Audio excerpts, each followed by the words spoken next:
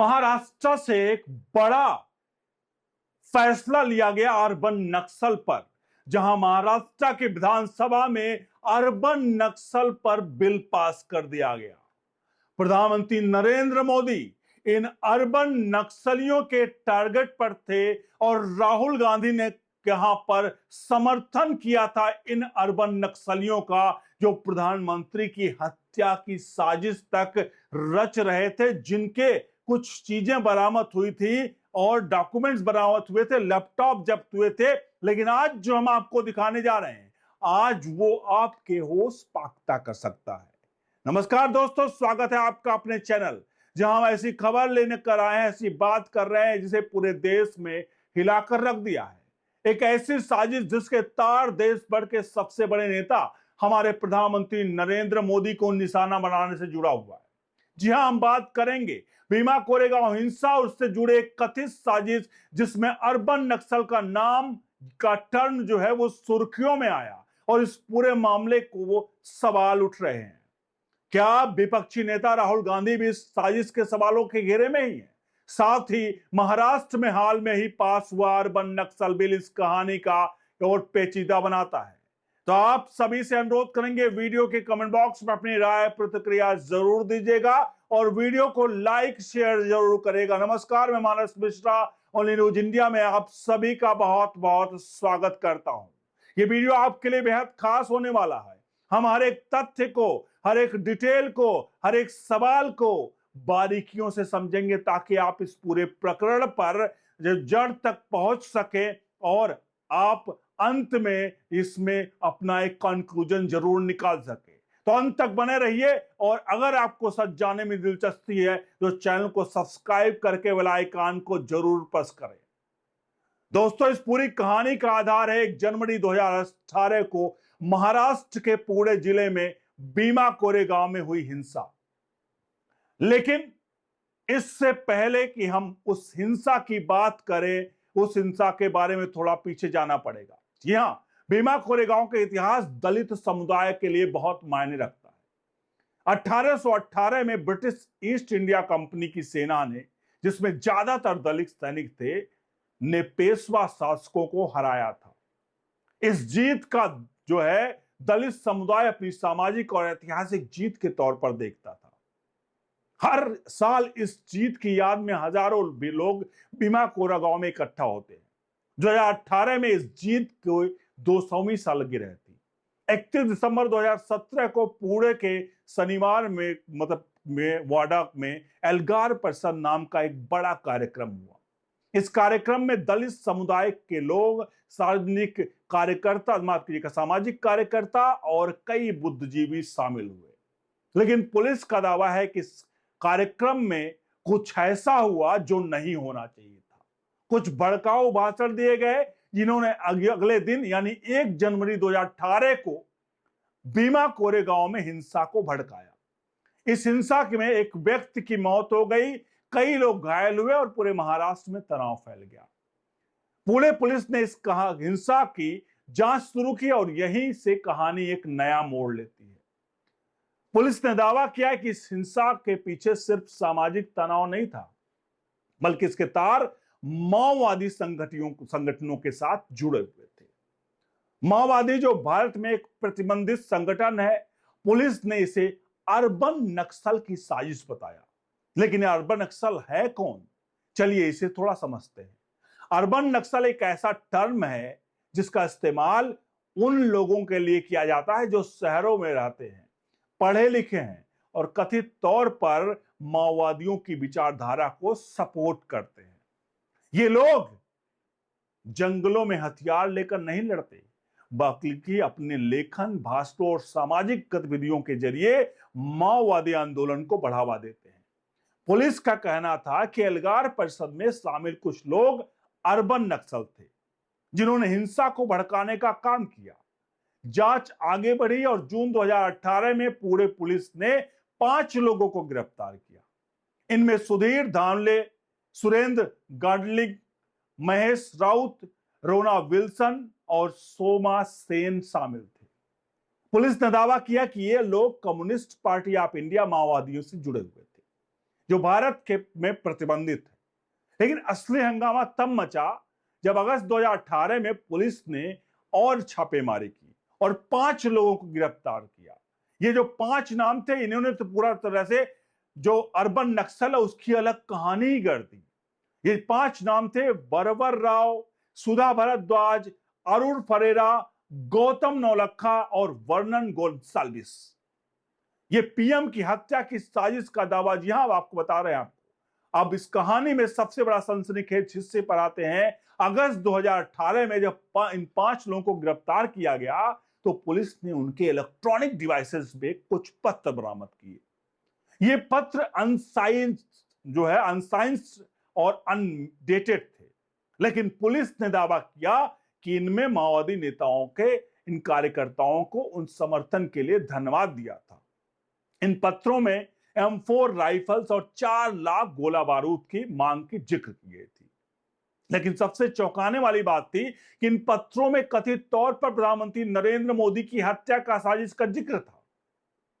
Pune police के एक वरिष्ठ अधिकारी परमवीर सिंह ने प्रेस कॉन्फ्रेंस में एक पत्र पढ़कर बताया था जिसमें राजीव गांधी जैसे हादसे की बात थी, यानी पीएम मोदी को किसी रैली में निशाना बनाने की योजना।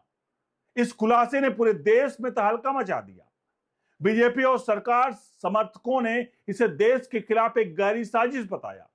दूसरी तरफ विपक्ष और सिविल सोसाइटी ने इन पत्रों को फर्जी कहा। उनका दावा था कि ये पत्र पुलिस ने गढ़े हैं ताकि असहमति की आवाजों को दबाया जा सके। इन गिरफ्तार लोगों में से कई जाने माने बुद्धिजीवी और कार्यकर्ता थे।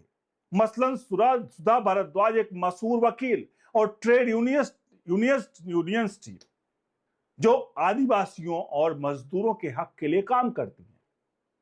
वरवर राव एक प्रसिद्ध तेलुगु कवि और लेखक, गौतम नौलखा एक पत्रकार और मानवाधिकार कार्यकर्ता है। इनके समर्थकों का कहना है कि ये लोग सरकार की नीतियों की आलोचना करते थे, इसलिए उन्हें टारगेट किया गया। पुलिस ने इन आरोपों को खारिज करते हुए कहा कि उनके पास पुख्ता सबूत हैं। इनमें से कुछ सबूतों का दावा किया कि ये लोग 35 कॉलेज से स्टूडेंट को भर्ती करने की योजना बना रहे थे और हथियारों के साथ हमले की साजिश रच रहे थे। पुलिस ने यह भी कहा कि इनका सीधा संपर्क माओवादी संगठनों से था और ये लोग शहरों में माओवादियों का नेटवर्क तैयार कर रहे थे। अब इस सबके बीच में सुप्रीम कोर्ट की एंट्री होती है और हाउस अरेस्ट की बात आती है। जी हां, इस मामले ने तूल तब पकड़ा जब ये सुप्रीम कोर्ट मामला पहुंचा। 28 अगस्त 2018 की तारीख थी। इन 5 कार्यकर्ताओं जो थे वरवर राव, सुधा भारद्वाज, अरुण फरेरा, गौतम नौलखा और वर्नन गोन्साल्विस को गिरफ्तार किया जाता है। लेकिन आते हैं दिन 29 अगस्त 2018 को सुप्रीम कोर्ट ने आदेश दिया कि इन्हें तुरंत जेल ना भेजा जाए बल्कि 6 सितंबर तक इन्हें हाउस अरेस्ट में रखा जाए। यानी 29 अगस्त से 6 सितंबर कोर्ट ने यह कहा कि असहमति लोकतंत्र का सेफ्टी वाल्व है, अगर आप इसे दबाएंगे तो प्रेशर कुकर फट जाएगा। इस बयान ने पूरे देश में चर्चा बटोरी। 28 सितंबर 2018 को सुप्रीम कोर्ट ने 2-1 बहुमत से फैसला सुनाया और इन कार्यकर्ताओं की गिरफ्तारी में दखल देने की जरूरत नहीं है और कोर्ट ने यह भी मना कर दिया कि इस मामले में जांच के लिए स्पेशल इन्वेस्टिगेशन टीम बनाई जाए। Justice A.M. खानविलकर और चीफ जस्टिस दीपक मिश्रा ने कहा कि इन गिरफ्तारियों का आधार इन लोगों को माओवादियों यानी सीपीआई माओवादियों कथित संबंध है, ना कि उनकी असहमति। हालांकि जस्टिस डीवाई चंद्रचूड़ ने इस फैसले की असहमति जताई। उन्होंने कहा गिरफ्तारियां असहमति को दबाने की कोशिश थी और पूरे पुलिस ने निष्पक्षता का पर सवाल उठाए। उन्होंने ये भी कहा कि इस मामले में एसआईटी जांच होनी चाहिए। लेकिन ये सब चल ही रहा था, ये जब गिरफ्तारियां चल रही थी तो दूसरी तरफ राहुल गांधी अपनी राजनीतिक रोटी सेक रहे थे या कुछ और कर रहे थे। इन जो 5 लोगों के नाम आए जिनके हमने आपको बताए, उन 5 लोगों के नाम उधर कोर्ट में कार्रवाई या पुलिस की कार्रवाई चल रही थी तो राहुल गांधी एक पब्लिक मीटिंग में कहते हैं कि बीजेपी जो है, आरएसएस जो है, देश में 2 विचारधाराएं हैं। जो एक विचारधारा बीजेपी आरएसएस की है और दूसरी अन्य लोगों की जो गिरफ्तार हुए यानी कि गोल्डन सर्विस और जितने नाम थे 4-5 नाम थे, ये सारे नाम जो 5 थे माओवादी, इनकी राहुल गांधी के मतलब उस मंच से बताने का प्रयास किया अब उनकी जबान फिसली थी या उन्होंने साफ बताया कि जो माओवादी हैं वो उनकी विचारधारा रखते हैं। ये मंच पर उन्होंने साफ तौर पर कहा कि देश में दो विचारधारा है, एक बीजेपी आरएसएस की, एक बाकी अन्य की। और ये बात तब उन्होंने कही जब वो इन पांचों की गिरफ्तारी के बारे में सरकार पर सवाल खड़े कर रहे थे। तो इन सबके बीच में अब ये पूरा मामला जब चल रहा था तो सुप्रीम कोर्ट ने आदेश दिया कि इन कार्यकर्ताओं को हाउस अरेस्ट 4 हफ्ते और बढ़ाया जाए। क्योंकि 7 सितंबर तक हाउस अरेस्ट था, उसके बाद 4 हफ्ते की और हाउस अरेस्ट बढ़ाया गया ताकि वो उचित कानूनी राहत के लिए कोर्ट का रुख कर सके। यानी 28 सितंबर 2018 को कोर्ट ने इन कार्यकर्ताओं को जेल भेजने के बजाय 4 हफ्ते के हाउस अरेस्ट पे रखने का फैसला किया। इस फैसले की दो तरह की प्रतिक्रियाएं पैदा की। बीजेपी और महाराष्ट्र के तत्कालीन मुख्यमंत्री देवेंद्र फडणवीस ने इसे पुलिस की कार्रवाई का समर्थन बताया। फडणवीस ने कहा कि सुप्रीम कोर्ट ने फैसले ने से साबित नहीं कर दिया कि पुलिस की कार्रवाई में कोई साजिश नहीं थी। दूसरी तरफ विपक्ष और मानवाधिकार संगठनों ने इस लोकतंत्र पर से हमला बताया। अब राहुल गांधी पर क्यों सवाल उठाए, फिर से बता दें आपको। सवाल यह उठता है कि इस पूरे मामले में राहुल गांधी का नाम कैसे आया। दोस्तों, ये सवाल तब उठा जब बीजेपी प्रवक्ता संबित पात्रा ने एक प्रेस कॉन्फ्रेंस कहा कि राहुल गांधी ने इन अर्बन नक्सल्स के मानवाधिकार कार्यकर्ता कह के उनका बचाव किया। बीजेपी का दावा था कि राहुल गांधी इन कार्यकर्ताओं के प्रति नरम रवैया देश की सुरक्षा के लिए खतरा है। बीजेपी अध्यक्ष उस समय के अमित शाह ने राहुल गांधी का निशाना साधते हुए ट्वीट भी किया था कि कांग्रेस में माओवादियों को फर्जी कार्यकर्ता स्वागत है। 28 अगस्त 2018 को राहुल गांधी ने एक ट्वीट किया जिसमें उन्होंने कहा कि भारत सिर्फ एक एनजीओ के लिए जगह है और वह है आरएसएस, बाकी सभी एनजीओ को बंद कर देना चाहिए। कार्यकर्ताओं को जेल में डाल दो और शिकायत करे तो उन्हें गोली मार दो, यही है नया भारत। इस ट्वीट ने बीजेपी को और हमलावर बना दिया। बीजेपी ने इस राहुल गांधी के हताशा बताया और जबकि कांग्रेस समर्थकों ने इसे सरकार की तानाशाही के खिलाफ आवाज उठाने का बड़ा बयान बताया। लेकिन क्या वाकई राहुल गांधी नरबन नक्सल से कोई सीधा कनेक्शन है? तथ्यों के आधार पर कोई ठोस सबूत तो नहीं है जो राहुल गांधी की साजिश के जोड़ता हो। बीजेपी का तर्क है कि कांग्रेस का इन कार्यकर्ताओं के प्रति समर्थन और उनकी गिरफ्तारी की आलोचना माओवादी विचारधारा को बढ़ावा देती है। दूसरी तरफ कांग्रेस का कहना है कि ये कार्यकर्ता निर्दोष हैं, उन्हें सरकार ने झूठे आरोपों में फंसाकर असहमति को दबा रही है। इतिहासकार रामचंद्र गुहा ने भी इस मामले में राहुल गांधी का समर्थन करते हुए कहा था कि सुधा भारद्वाज जैसे कार्यकर्ता हिंसा से कोसों दूर है और उनकी गिरफ्तारी भयावह है। उन्होंने इस अमेरिका के मैकार्थीवाद से तुलना की जहां कम्युनिस्टों के बिना सबूत कहीं ना कहीं निशाना बनाया गया था। अब आते हैं हम इस कहानी के ताजा मोड़ पर। जुलाई 2024 में महाराष्ट्र विधानसभा में Maharashtra special public security bill जो कि पास कर दिया गया, जिसे अर्बन नक्सल बिल के नाम से जाना जा रहा है। इस बिल का मकसद जो है वो उन लोगों के खिलाफ सख्त कार्रवाई करना है जो माओवादी विचारधारा है। बिल के तहत आपको बता दें, अगर शहरों में रहते हैं और बढ़ावा देते हैं, इस बिल के तहत अगर कोई व्यक्ति या संगठन माओवादी गतिविधियों में सपोर्ट करता है, फंडिंग देता है या प्रचार करता है तो उसे 7 साल की जेल और 10 लाख रुपए का जुर्माना हो सकता है। साथ ही पुलिस को बिना वारंट गिरफ्तारी और तलाशी का अधिकार भी मिल गया।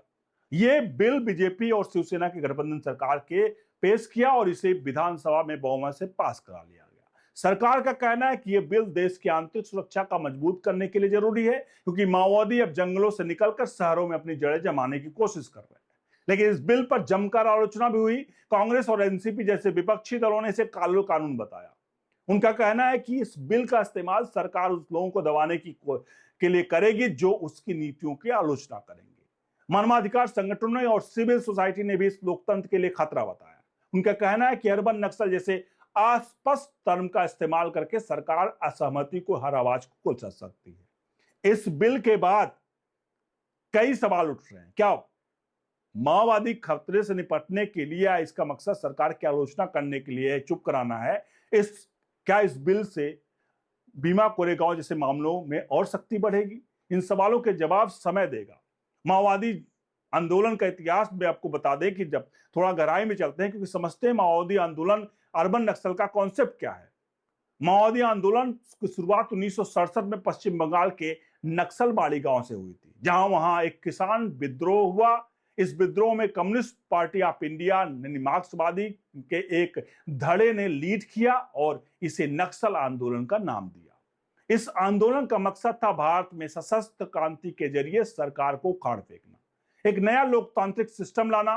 2004 में दो बड़े माओवादी संगठन पीपुल्स वार्स ग्रुप पीडब्ल्यूजी और माओवादी कम्युनिस्ट सेंटर ऑफ इंडिया यानी एमसीसीआई मिलकर कम्युनिस्ट पार्टी ऑफ इंडिया माओवादी बने और इस संगठन 2009 में भारत सरकार में प्रतिबंधित कर दिया और माओवादियों का मुख्य गढ़ रेड कॉरिडोर, जिससे छत्तीसगढ़, झारखंड, ओडिशा और महाराष्ट्र जैसे राज्य शामिल हैं, ये लोग जंगलों में गुरिल्ला युद्ध कर लड़ते हैं और सुरक्षा बलों पर हमला करते हैं। लेकिन पिछले कुछ सालों से ये माओवादी अपनी रणनीति बदली है। अब वो सिर्फ जंगलों में सीमित नहीं बल्कि शहरों में विचारधारा को फैलाने की कोशिश कर रहे हैं और यहीं से अर्बन नक्सल का कॉन्सेप्ट सामने आता है। अर्बन नक्सल वो लोग हैं जो कथित तौर पर शहरों में माओवादी विचारधारा को बढ़ावा देते हैं। ये लोग वकील, प्रोफेसर, पत्रकार या सामाजिक कार्यकर्ता हो सकते हैं जो अपने लेखन, भाषणों या सामाजिक गतिविधियों के जरिए माओवादियों के लिए समर्थन जुटाते हैं। लेकिन सवाल यह है कि क्या हर आलोचक को अर्बन नक्सल कहना जायज है? कई लोग मानते हैं कि यह टर्म इतना अस्पष्ट है कि इसका दुरुपयोग आसानी से हो सकता है। उदाहरण के लिए अगर कोई सरकार की नीतियों की आलोचना करता तो उससे अर्बन नक्सल कहकर निशाना बनाया जा सकता है।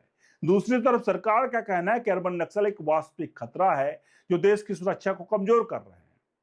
दोस्तों, अगर आज की स्थिति में बात करें तो माओवादी आंदोलन पहले की तुलना में काफी कमजोर हो चुका है। गृह मंत्रालय के आंकड़ों के अनुसार 2009 से 2021 के बीच माओवादियों की हिंसा में 77% की कमी आई है। प्रभावित जिलों की संख्या 96 से घटकर अब 46 रह गई है। सुरक्षा बलों ने कई बड़े माओवादी नेताओं को या तो मार गिराया या तो गिरफ्तार कर लिया है। मसलन 2025 में छत्तीसगढ़ में एक बड़ी कार्रवाई में माओवादी नेता नामला केशव उर्फ बासव राजू को 26 अन्य माओवादियों के साथ मार गिराया गया। लेकिन इसका मतलब ये नहीं है कि माओवादी खतरा पूरी तरह से खत्म हो गया है। छत्तीसगढ़, झारखंड और ओडिशा जैसे राज्यों में माओवादी अभी भी सक्रिय हैं और उनकी शहरी रणनीति वजह से सरकार नजर पर अब अर्बन नक्सल पर है। पुणे पुलिस का दावा है कि भीमा कोरेगांव में और पीएम की हत्या की साजिश जैसे मामले जो है अर्बन नक्सल्स की सक्रियता का सबूत है। अब इस पूरे मामले में विपक्ष और सिविल सोसाइटी की प्रतिक्रिया भी काफी अहम है। कई लोग मानते हैं कि अर्बन नक्सल का टर्म सरकार की ने गढ़ा है ताकि वो अपनी आलोचकों को दबा सके। मसलन एमनेस्टी इंटरनेशनल और ऑक्सफैम इंडिया जैसे संगठनों ने भीमा कोरेगांव मामले में हुई गिरफ्तारियों की निंदा की। उनका कहना है कि ये कार्यकर्ता दलितों, आदिवासियों और गरीबों के हक के लिए लड़ रहे थे। उनकी गिरफ्तारी लोकतंत्र पर हमला है। विपक्षी दलों में खासकर कांग्रेस ने भी इस मामले का सरकार पर हमला बोला। उन्होंने कहा कि ये यूएपी यानी कि अनलॉफुल एक्टिविटी प्रिवेंशन एक्ट जैसे सख्त कानूनों का उपयोग कर रही है। यूएपी के तहत जमानत मिलना बहुत मुश्किल होता है और कई कार्यकर्ता सालों तक बिना ट्रायल के जेल में रहते हैं। उदाहरण के लिए भीमा कोरेगांव मामले में 16 कार्यकर्ताओं को गिरफ्तार किया गया, लेकिन 2023 में सिर्फ 5 को ही जमानत मिली थी। एक कार्यकर्ता स्टैन स्वामी जो 84 साल के थे और पार्किंसन जैसी बीमारी से जूझ रहे थे, 2021 में हिरासत में मृत्यु हुई। इस घटना का दुनिया भर में हंगामा मचा दिया। जस्टिस डीवाई चंद्रचूड़ ने, पूर्व जस्टिस जो थे, असहमति में कहा था कि पूरे पुलिस ने मीडिया में पत्र लीक करके जांच की निष्पक्षता को खतरे में डाला। उन्होंने इसरो की जासूसी वाले मामले का हवाला देते हुए कहा कि गलत जांच के जो है मासूम लोगों को जिंदगी बर्बाद हो सकती है। तो ये सारे हैं दोस्तों। अब सवाल यह है कि क्या वाकई इन कार्यकर्ताओं के खिलाफ ठोस सबूत थे? पुणे पुलिस ने दावा किया था उनके पास हजारों दस्तावेज और पत्र हैं जो इन कार्यकर्ताओं माओवादियों से जोड़ते हैं, लेकिन एक स्वतंत्र जांच के लिए दावों पर सवाल उठाए। अमेरिका के डिजिटल फॉरेंसिक फर्म जो आर्सेनल कंसल्टिंग ने दावा किया कि कार्यकर्ता जो रोना विल्सन के लैपटॉप से 22 महीने तक हैकिंग हुई थी और 52 फाइल्स प्लांट की गई थी ताकि उन्हें फंसाया जा सके। इसके अलावा कई लोग ये भी सवाल उठाते हैं कि भी अगर भीमा कोरेगांव हिंसा के पीछे माओवादी साजिश थी तो हिंदुत्व नेतावादी नेता जो मिलिंद एकबोटे और संभाजी भिड़े के खिलाफ कार्रवाई क्यों नहीं? इन दोनों पर हिंसा भड़काने का भी आरोप था, लेकिन एकबोटे को जल्दी जमानत मिल गई और भिड़े जो है उसके खिलाफ कोई कार्रवाई नहीं हुई। तो इन सबके बीच में दोस्तों कहानी कई सवाल छोड़ती है। क्या भीमा कोरेगांव हिंसा और पीएम की हत्या साजिश पीछे अर्बन नक्सल थे या सरकार की आलोचना करने वालों को चुपकाने की कोशिश थी? राहुल गांधी इस मामले में क्या रोल है? और महाराष्ट्र अर्बन नक्सल बिल क्या वाकई देश की सुरक्षा के लिए या ये लोकतंत्र की आवाज को दबाने के हथियार है? इन सवालों का जवाब आसान नहीं है। एक तरफ सरकार का दावा कि ये देश की सुरक्षा के लिए काम करे, दूसरी तरफ विपक्ष सिविल सोसाइटी से तानाशाही बता रहे हैं। सच क्या है समय बताएगा, लेकिन इतना तय है कि ये मामला भारत और लोकतंत्र के अभिव्यक्ति की आजादी और सुरक्षा के बीच नाजुक संतुलन को उजागर करता है। जो दोस्तों आप क्या इस बारे में सोचते हैं जरूर लिखिए। ये अर्बन नक्सल एक वास्तविक खतरा है या सरकार की सियासी हथियार है? आप कमेंट बॉक्स में अपनी राय प्रतिक्रिया जरूर दीजिए। वीडियो को लाइक शेयर जरूर करिएगा। चैनल को सब्सक्राइब करके बेल आइकन जरूर प्रेस करिए। हम देश हित में काम करें, इसलिए नीचे दिए नंबर्स पर सहायता राशि गूगल पे, फोन पे, पेटीएम के माध्यम से जरूर भेजिए और बने रहे ओनली न्यूज इंडिया के साथ। तो अगर अब तक चैनल को सब्सक्राइब नहीं किया तो सब्सक्राइब करके, और अब तक वीडियो को लाइक नहीं किया तो लाइक करके जरूर जाइएगा। बहुत बहुत धन्यवाद।